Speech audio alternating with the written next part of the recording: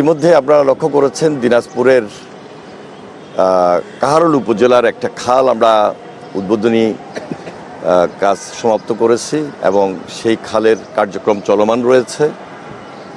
পাশাপাশি এই যে আজকে এপ্রিল মাস, সেই এপ্রিল মাসে আমরা আরও দুইটা খাল খননের কর্মসূচি হাতে নিচ্ছি, যেটি মাননীয় প্রধানমন্ত্রী উদ্বোধন করবেন।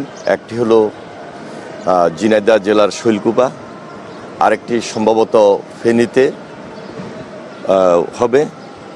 এই কার্যক্রমগুলোকে ত্বরান্বিত করা এবং মাননীয় প্রধানমন্ত্রীর খাল খনন কর্মসূচি কবে নাগাদ আমরা এটি উদ্বোধন করবেন সেটি নিয়ে আমরা দীর্ঘ আলোচনা করেছি।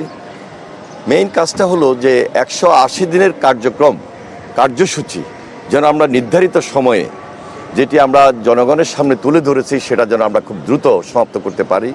পাশাপাশি আমাদের যেটা টার্গেট 20,000 কিলোমিটার খাল খনন কর্মসূচি, কবে নাগাদ আমরা এটাকে চলমান বা দৃশ্যমান করব সেটি নিয়ে আমাদের আলোচনা হয়েছে। এর সঙ্গেই সব কিছু জড়িত, কারণ 20,000 কিলোমিটার খাল খনন কর্মসূচি যখন আমরা সমাপ্ত করতে যাব, তাহলে বুঝতেই হবে যে এখানে অনেকগুলো প্রতিবন্ধকতা আছে, অনেকগুলা বাধা আছে।